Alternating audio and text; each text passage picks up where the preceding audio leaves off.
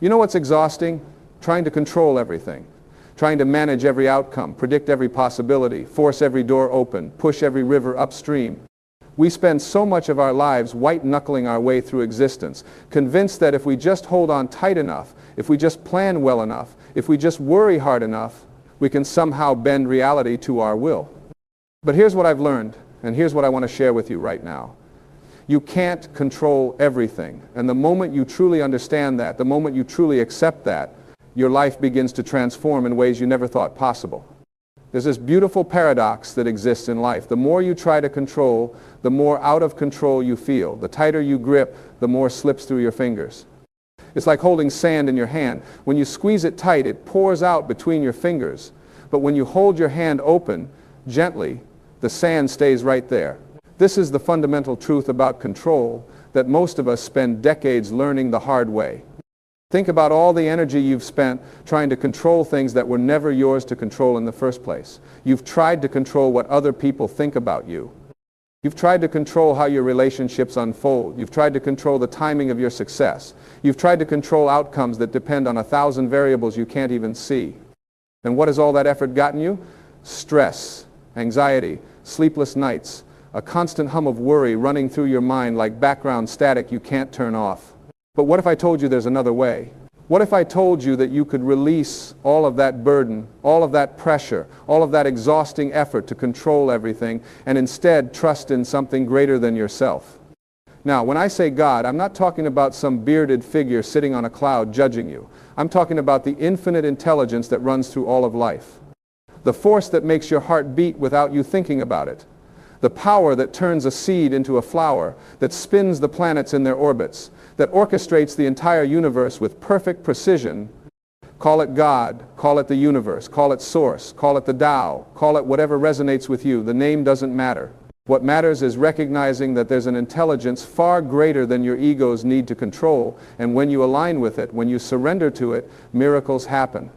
Surrender is not giving up. Let me say that again, because this is where so many people get confused. Surrender is not giving up. Surrender is not passive. Surrender is not about becoming a doormat or abandoning your dreams or sitting around waiting for life to happen to you. Surrender is about releasing your attachment to how things should unfold while remaining fully engaged in the present moment. It's about doing your best, taking inspired action, and then trusting that what's meant for you will come to you in the perfect way at the perfect time. You see, there are really only two things in life that you have genuine control over: your thoughts and your actions. That's it. Everything else is outside your sphere of control. You don't control the weather. You don't control the stock market. You don't control whether someone loves you back. You don't control if you get that job. You don't control your neighbor's behavior. You don't control the traffic. You don't control how your body ages. You don't control most of what happens in this world. But you do control how you think about it, and you do control what you do in response to it. When you understand this distinction, when you really get clear about what's in your control and what isn't, something shifts inside you. You stop wasting energy on things you can't change. You stop arguing with reality. You stop living in constant resistance to what is. And in that space of acceptance, in that space of surrender, you find peace, real peace. Not the fake peace that comes from finally controlling something, but the deep, unshakable peace that comes from knowing you're being guided by something far wiser than your worried mind. Let me tell you something about the ego. The ego loves control. The ego believes that you are separate from everything else, that you're alone in this world, that if you don't control everything, you'll be destroyed. The ego is like a frightened child who thinks that gripping the steering wheel tighter will somehow make the road less bumpy. But the truth is, you're not separate. You're not alone. You're not driving this car by yourself. You're part of something infinite, something eternal, something that has your back in ways you can't even comprehend. When you try to control everything, you're operating from ego. You're operating from fear. You're saying to the universe, I don't trust you. I don't trust that you know what you're doing. I have to take over here because clearly you're going to mess this up. But when you surrender, when you release control, you're operating from your higher self. You're operating from faith. You're saying, I trust that there's a greater plan here. I trust that I'm being guided. I trust that even when things don't go the way I planned, they're going exactly the way they need to go. Now, I know what some of you are thinking. But what about responsibility? What about working hard? What about going after my goals? And I'm saying yes to all of that, absolutely yes. You should work hard. You should set goals. You should take action. But there's a difference between taking action from a place of trust versus taking action from a place of fear. When you're coming from trust, you work hard because it feels good to contribute, to create, to express yourself. When you're coming from fear, you work hard because you're trying to force a specific outcome, because you're terrified of what will happen if you don't succeed, because you believe your worth depends on achieving that one thing. The universe responds differently to these two energies. When you're trying to force and control, you create resistance. Doors stay closed. Things feel difficult. You push and push and push, and it's like swimming against the current. But when you surrender, when you align with the flow of life, when you do your part and then trust God to do His part, things start to happen in ways you could never have orchestrated yourself. Opportunities appear out of nowhere. The right people show up at the right time. Solutions present themselves. Doors open that you didn't even know existed. I've seen this in my own life more times than I can count. The times when I've been most anxious, most controlling, most convinced that I had to make something happen, those were the times when nothing worked. I'd plan and scheme and manipulate and force, and it was like pushing a boulder up a hill. But the times when I've surrendered, when I've said, okay, I've done my best, and now I'm going to trust that this will work out for my highest good. Those were the times when magic happened. Those were the times when opportunities came that were better than anything I could have planned. Here's a simple truth. Your ego doesn't know what's best for you. Your ego only knows what it wants right now in this moment, based on its limited understanding of reality. But God, the universe, source, this infinite intelligence, it sees everything. It sees the bigger picture. It sees 10 years down the road. It sees the lessons you need to learn. It sees the person you're becoming. It sees connections and possibilities that your mind could never calculate. So when you surrender to this greater intelligence, you're not giving up control, you're actually gaining access to a wisdom far beyond your own. Think about it this way. Have you ever looked back at something that didn't work out, something you desperately wanted that you didn't get, and realized later that it was actually the best thing that could have happened? Maybe you didn't get that job, and then a better opportunity came along. Maybe that relationship ended, and then you met someone who was actually right for you. Maybe you got sick and it forced you to slow down and reassess your whole life. In the moment, it felt like everything was falling apart. But in hindsight, you can see that everything was actually falling into place. That's how surrender works. When you release your grip on how things should be and trust that things are unfolding exactly as they need to, you give life permission to surprise you. You give God room to work miracles. You open yourself up to possibilities you never would have considered because you were so fixated on your one specific outcome. And here's something beautiful that happens when you start to live this way. You stop suffering. So much of our suffering comes not from what happens to us, but from our resistance to what happens to us. We think things should be different. We think we should have gotten that promotion. We think our kids should behave a certain way. We think our bodies should look different. We think the world should be fairer.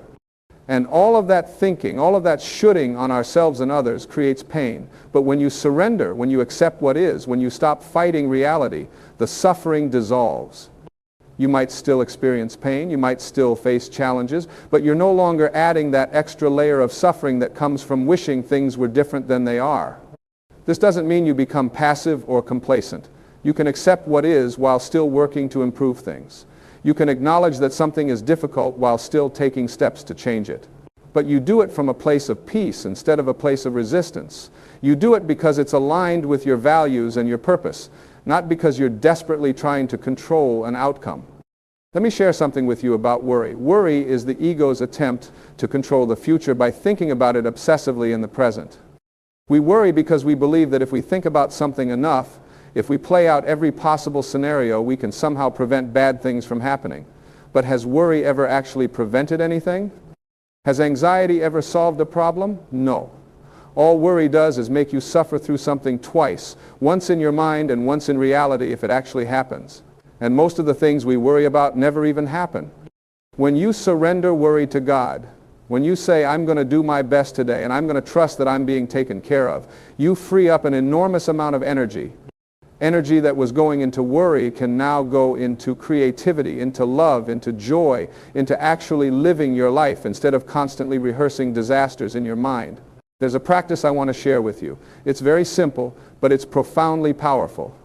Whenever you notice yourself trying to control something that's outside your control, whenever you feel that tension, that anxiety, that desperate need to make something happen, pause, take a breath, and then say either out loud or in your mind, I release this to God. I trust that I'm being guided. I trust that this is unfolding for my highest good. And then consciously let it go.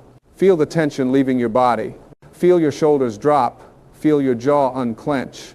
Release the burden you've been carrying that was never yours to carry in the first place. At first, your ego will fight this. Your ego will say, but if I don't control this, everything will fall apart. Your ego will come up with 1,000 reasons why you need to hold on tight. But gently, patiently, keep releasing, keep surrendering, keep trusting, and over time, you'll start to see evidence that you really are being taken care of. You'll start to notice how things work out in ways you never expected. You'll start to feel lighter, freer, more at peace. And here's something really important. Surrendering to God doesn't mean you don't have preferences. It doesn't mean you can't want things. It doesn't mean you shouldn't set goals or have dreams. You can absolutely have preferences. You can absolutely work toward what you want. But you hold those preferences lightly. You're not attached. You're saying, this is what I'd like to happen, but I trust that if something different happens, it's because there's something even better in store for me, or there's a lesson I need to learn, or the timing isn't right yet. This is the difference between intention and attachment. Intention is saying, I'd like to create this in my life, and I'm going to take action toward it. Attachment is saying, I must have this specific thing in this specific way at this specific time, or I won't be okay. Intention keeps you focused and motivated. Attachment makes you suffer. When you combine clear intention with surrender to outcomes, you become unstoppable. You take powerful action without being paralyzed by fear of failure. You go after what you want while remaining open to what actually shows up. Let me tell you about faith. Real faith isn't believing that God will give you exactly what you want when you want it. Real faith is trusting that God knows what you need better than you do, and that everything is working out for your highest good even when it doesn't look like it. Real faith is being able to say, I don't understand why this is happening, but I trust that there's a reason. Real faith is continuing to show up, continuing to do your best, continuing to choose love, even when circumstances seem to suggest you should give up. And here's what faith does. It transforms your relationship with uncertainty. Most people are terrified of uncertainty. They want guarantees. They want to know how things will turn out before they take action. But life doesn't work that way. Life is fundamentally uncertain. You don't know what's going to happen tomorrow. You don't even know what's going to happen in the next 5 minutes. But when you have faith, when you trust that you're being guided, uncertainty becomes exciting instead of terrifying. It becomes an adventure instead of a threat. You start to see challenges differently when you surrender. Instead of thinking, why is this happening to me? You start asking, what is this trying to teach me? Instead of resisting difficult situations, you lean into them, curious about what they're revealing. You start to understand that obstacles aren't punishments, they're opportunities.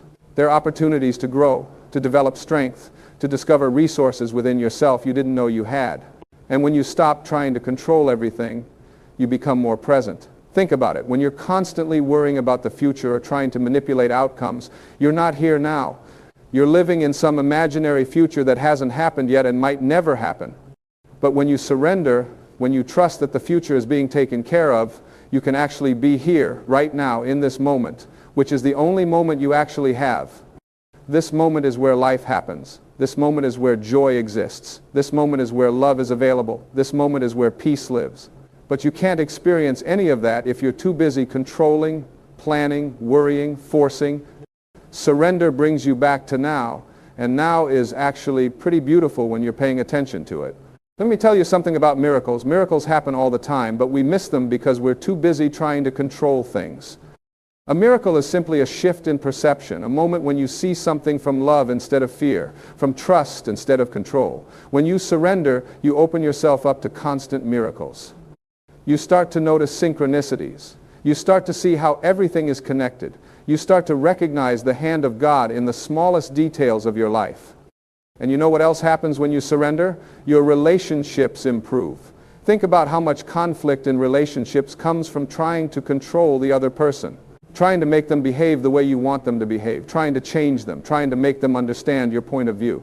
But when you surrender, when you release your need to control how others show up, you can actually love them as they are. You can accept them. You can let them be on their own journey while you focus on your own. This doesn't mean you tolerate abuse or stay in situations that don't serve you. It means you release the burden of trying to change people who don't want to change. It means you focus on controlling your own thoughts and actions, and you let others be responsible for theirs. It means you love without attachment, support without enabling, care without controlling. And your relationship with yourself improves too. So much self-criticism comes from the ego's belief that you should be different than you are. You should be more successful. You should be thinner.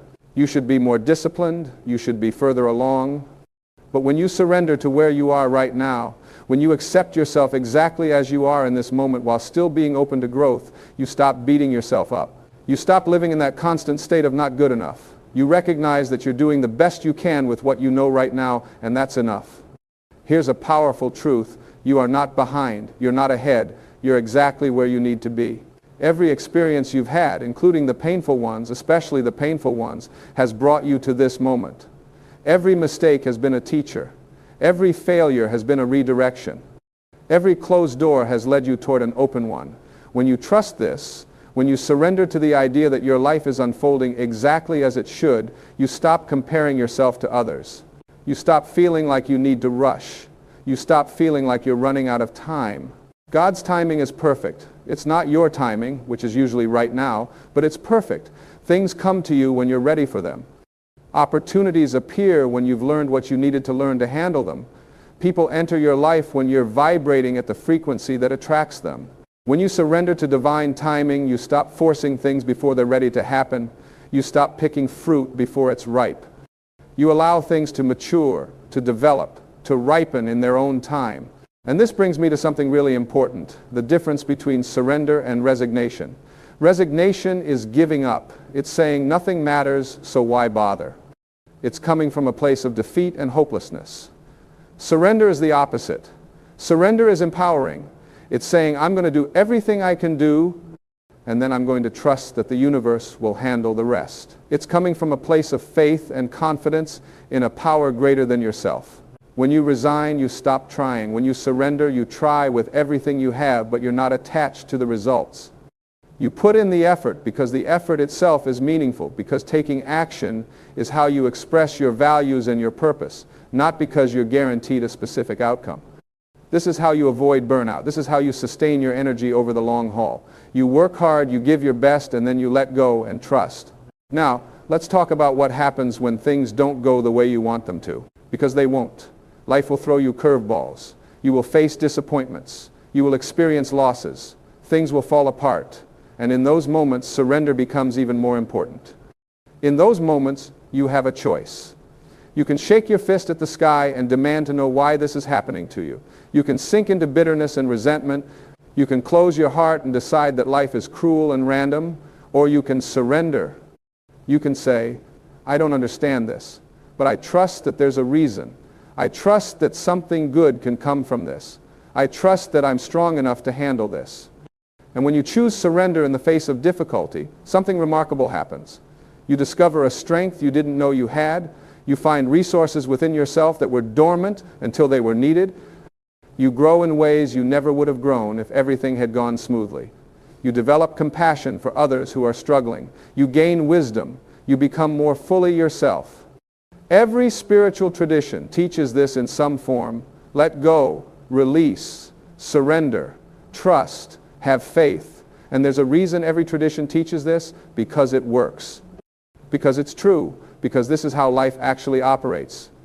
You can either flow with the river or fight against it. And fighting is exhausting. Flowing is effortless. But flowing doesn't mean you're passive. Rivers are incredibly powerful. Water, moving with gravity instead of against it, can carve through mountains given enough time. When you align yourself with the flow of life, when you surrender to God's will instead of insisting on your own, you become powerful in a way that forcing and controlling could never make you. You become a channel for something greater than yourself to move through you. And this is when you start to experience what it means to be truly alive. When you're not spending all your energy trying to control everything, you have energy available for creativity, for joy, for love, for wonder. You notice the sunset. You appreciate the smile of a stranger. You feel gratitude for the small things. You're present with the people you love. You're engaged with your work not because you're trying to prove something, but because it's an expression of who you are. Life becomes lighter when you surrender. Problems that seemed overwhelming become manageable. Challenges that seemed insurmountable become interesting puzzles. Uncertainty that seemed terrifying becomes full of possibility. And you start to realize that you never had to carry all that weight. You were always being held. You were always being guided. You were always exactly where you needed to be. So how do you practice surrender in your daily life? You start small. You start with the little things. When you're stuck in traffic, instead of getting angry and frustrated, you surrender.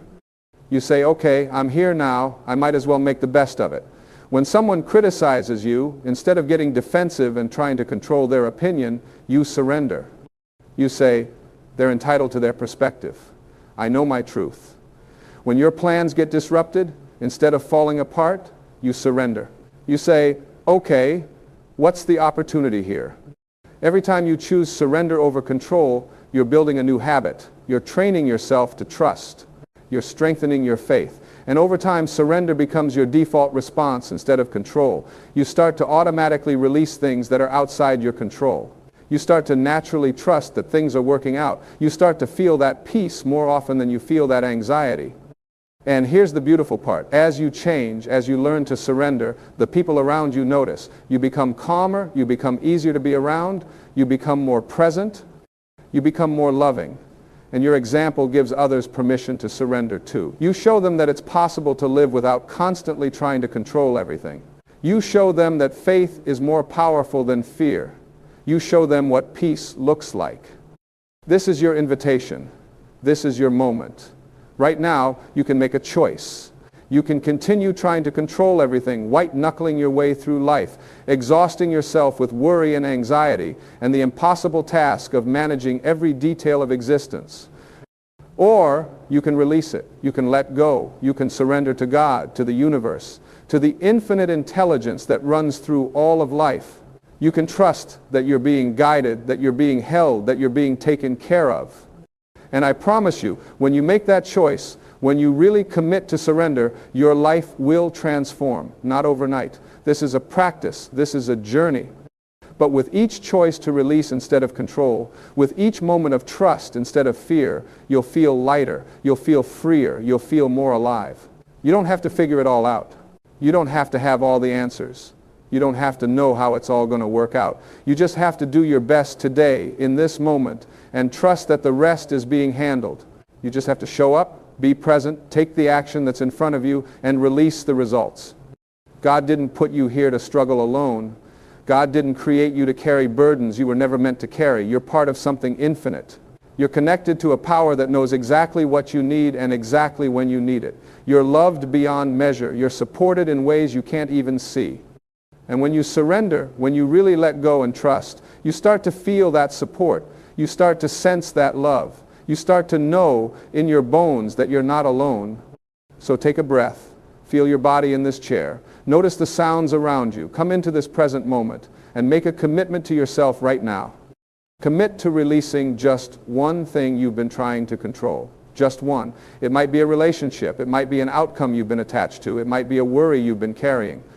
Whatever it is, release it. Say out loud or in your mind, I release this to God. I trust that I'm being guided. I trust that this is working out for my highest good. And then notice how you feel. Notice if there's even just a tiny bit of relief, a little bit of lightness, a small sense of peace. That's what surrender feels like. And you can have more of that. You can live from that place. You just have to keep choosing it, keep releasing, keep trusting, keep surrendering.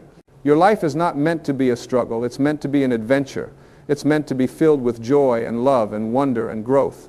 And all of that is available to you the moment you stop trying to control everything and start trusting that you're being led. The moment you open your hands and release your grip on how things should be and allow them to be as they are, the moment you say yes to life instead of fighting it. This is the path to peace. This is the path to freedom. This is the path to living as your highest self. Not controlling, not forcing, not manipulating, but trusting, flowing, surrendering. Doing your part and letting God do His part.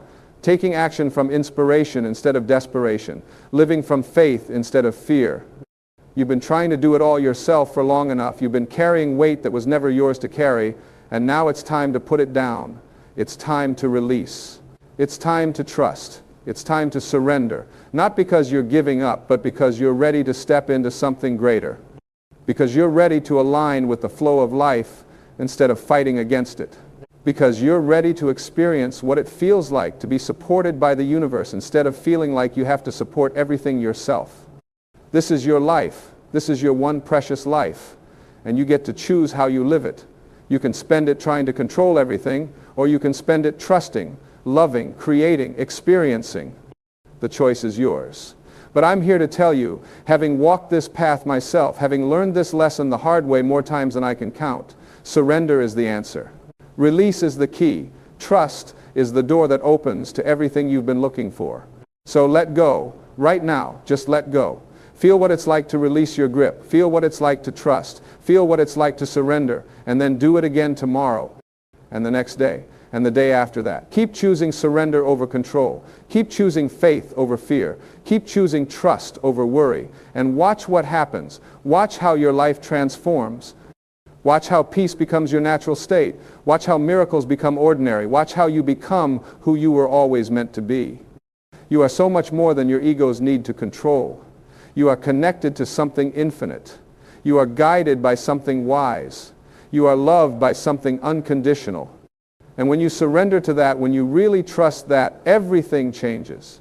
Everything becomes possible. Everything becomes beautiful. Even the hard things. Even the challenges. Even the times when things don't go your way. Because you know deep in your soul that it's all part of your journey. It's all serving your growth. It's all leading you exactly where you need to go. So breathe, trust, release, surrender, and know that you're exactly where you need to be right now in this moment. Everything that has happened has brought you here. Everything that will happen will continue to guide you forward. You don't have to control it. You just have to show up for it. You just have to stay open to it. You just have to trust that you're being led. This is the truth that will set you free. This is the practice that will transform your life. This is the path to peace. Release control. Trust God. Surrender to the flow of life. And watch as everything you've been searching for starts to find you. You know, there comes a moment in every person's life when the universe begins to shift things around for you. Not because you've done everything perfectly. Not because you figured it all out, but because you're finally ready. You're ready to receive what's been waiting for you all along. And here's what I want you to understand right from the start. When something big is about to come into your life, when God or the universe or whatever you choose to call that infinite intelligence is preparing to hand you something magnificent, there are signs, clear, unmistakable signs that most people miss because they're too busy looking in the wrong direction. The first sign that something extraordinary is coming your way is this. You begin to feel a strange sense of peace even when everything around you seems chaotic. Now this might sound backwards to you. You might think, well, shouldn't I feel excited? Shouldn't I feel energized? But what happens is much more profound than that. You start to feel this inner calm, this quiet knowing that everything is going to work out, even when your logical mind can't see how. Your bank account might be running low. Your relationships might be challenging. Your job situation might be uncertain, but somewhere inside you, there's this voice that says, it's all going to be okay. Something better is coming. This piece isn't about being passive or giving up. It's about being aligned. When you're truly aligned with your higher purpose, when you're in sync with the flow of life, you stop resisting what is. You stop fighting against the current. And in that surrender, in that acceptance of the present moment, you create space for something new to enter. Think about it like this. If your hands are clenched tightly around what you're afraid to lose, how can you receive what's trying to come to you? You can't hold on and receive at the same time. That peace you're feeling is your soul's way of opening your hands, of preparing you to receive. Most people spend their entire lives in a state of anxiety, constantly worried about what might go wrong, constantly preparing for disaster. And you know what they get? Exactly what they're preparing for. But when you start to feel that peace, that calm assurance that transcends your circumstances, You're being prepared for elevation. You're being readied for the next level of your life. Don't dismiss that feeling. Don't think something's wrong with you because you're not panicking like everyone else. That peace is a sign that you're in tune with something greater than your circumstances. The second sign is that you'll start to notice patterns breaking in your life. Things that used to happen over and over again, cycles that you couldn't seem to escape, suddenly begin to shift. Maybe you've always attracted the same type of difficult relationship, and suddenly you find yourself no longer interested in that dynamic. Maybe you've always responded to stress by shutting down, and now you notice yourself handling challenges with a new level of maturity. Maybe you've always struggled with money, and now you're starting to see opportunities you never noticed before. These pattern breaks are crucial because they signal that your consciousness is shifting, and your consciousness is everything. Your outer world is nothing more than a reflection of your inner world. When your inner world changes, when your beliefs about yourself and what's possible for you begin to transform, your outer world has no choice but to follow. It's law. It's how the universe works. You cannot maintain an elevated consciousness and continue to experience the same limited circumstances. It's impossible. But here's what happens to most people. They start to notice these pattern breaks, and they get scared. They think, this doesn't feel like me. This isn't who I am. And they pull themselves back into the old familiar patterns because familiar pain feels safer than unfamiliar growth. Don't do that. When you notice patterns breaking, when you notice yourself responding differently to old triggers, when you notice opportunities appearing that match a higher version of yourself, lean into that. That's not you losing yourself. That's you finding yourself. The third sign that something big is coming is that you'll begin to experience what feels like loss. Now, stay with me on this because this is where most people get confused and discouraged. You might lose a job that you thought was your security. You might lose a relationship that you thought was your forever. You might lose friends who you thought would always be there. You might lose interest in activities that used to fill your time. And on the surface, this feels terrible. It feels like you're moving backwards, like everything's falling apart. But what's really happening is that you're being emptied out to make room for what's coming. The universe is removing what no longer serves your highest good. God is clearing the path. And I know that's hard to see when you're in the middle of it, when you're grieving what you've lost, when you're confused about why everything seems to be falling away. But you have to trust that what's leaving was blocking what's trying to arrive.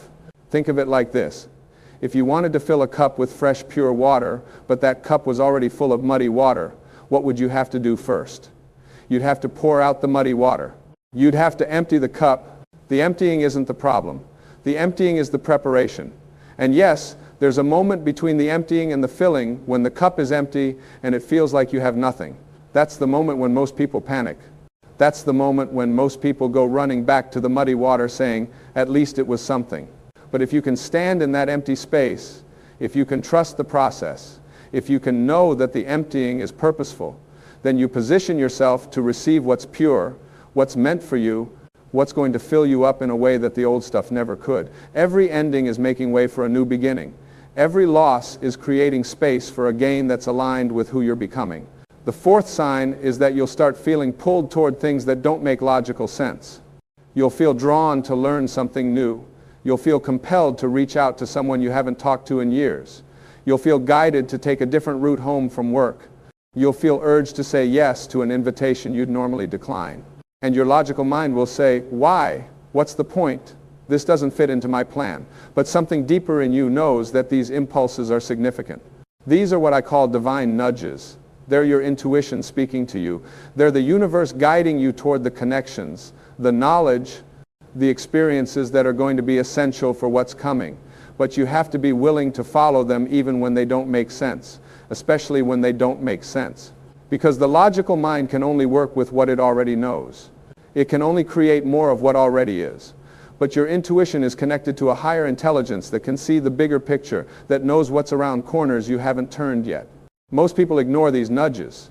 They talk themselves out of acting on them. They say, that's silly, that's random, that's not practical. And then 5 years later they look back and say, if only I had followed that feeling, if only I had made that call, if only I had taken that class. Don't be that person. When you feel those pulls, those promptings, those gentle urgings towards something that your mind can't explain, honor them, act on them, trust them. They're breadcrumbs leading you to your blessing. The fifth sign is that you'll start to see synchronicities multiply in your life. You'll think of someone and they'll call you. You'll need specific information and it'll show up in a conversation you overhear. You'll be struggling with a question and the answer will appear on a billboard. You'll meet someone randomly who turns out to have exactly what you need. These aren't coincidences. There's no such thing as coincidence. These are confirmations that you're on the right path, that you're aligned, that the universe is orchestrating things on your behalf. When synchronicities start happening frequently, it means you're in flow. It means the veil between the physical and the spiritual is thin for you right now. It means you're paying attention. Most people experience synchronicities all the time, but they dismiss them. They think, oh, that's weird, and then they move on. But when you're being prepared for something big, you start to notice them. You start to recognize them as the signposts they are. You start to see that you're being communicated with, that you're being guided, that you're not alone in this process.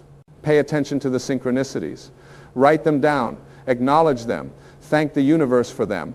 Because when you give attention to these signs, when you recognize them and appreciate them, you signal to the universe that you're awake, that you're aware, that you're ready to receive more. And the more you acknowledge, the more you'll receive. It's a beautiful cycle of communication between you and the infinite intelligence that's always working in your favor.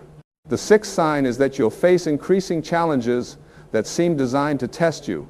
Right before your breakthrough, you'll often face your biggest breakdown. Right before you level up, you'll face obstacles that make you want to quit. And this isn't the universe being cruel.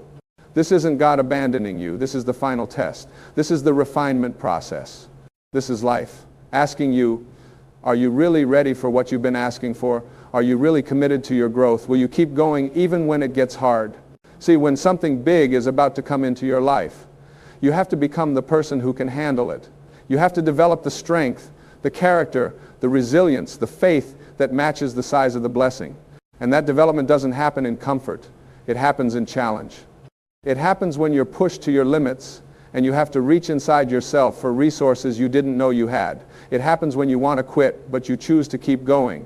It happens when everything looks impossible, but you decide to believe anyway. These challenges aren't obstacles to your blessing. They're preparation for it. They're building your capacity. They're expanding your consciousness. They're proving to you, not to the universe, but to yourself, that you're ready, because the blessing that's coming is going to require a version of you that can sustain it, that can steward it wisely, that can handle the responsibility and the visibility and the influence that comes with it.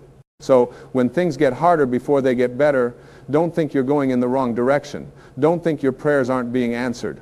Understand that you're in the final stretch. Understand that you're being strengthened for what's ahead. And most importantly, don't quit. Don't give up right before your miracle.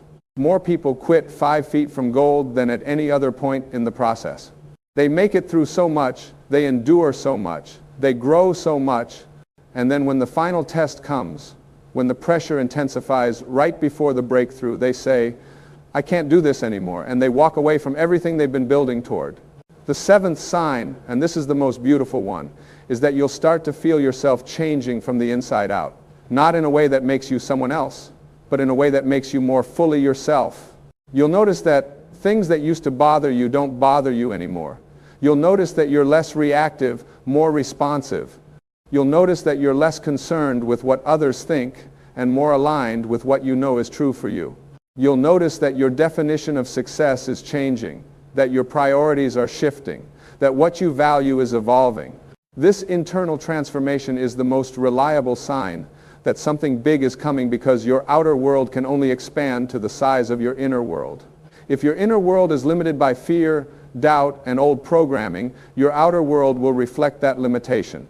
But when your inner world begins to expand, when you begin to see yourself differently, when you begin to believe different things are possible for you, when you begin to operate from a place of worthiness rather than a place of lack, your outer world has to expand to match it. It's not optional.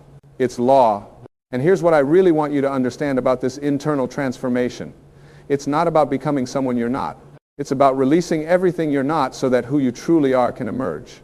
You came into this world as a spiritual being, as an extension of the divine, as a piece of God itself. But over the years, you took on layers of conditioning, layers of fear, layers of false beliefs about who you are and what you're capable of. And this transformation that you're experiencing is simply the shedding of those false layers. It's the remembering of your true nature. It's the awakening to your infinite potential. When you start to feel this shift inside yourself, when you start to recognize that you're not the same person you were 6 months ago or a year ago, when you start to notice that your thoughts are different, your energy is different, your responses are different, celebrate that, honor that, protect that, because that internal shift is the foundation upon which your external blessing will be built. Without the internal shift, the external blessing wouldn't last. It would be like building a mansion on sand. But with the internal shift, with the solid foundation of your transformed consciousness, anything that comes to you will be sustainable, will be meaningful, will be exactly what you're meant to have.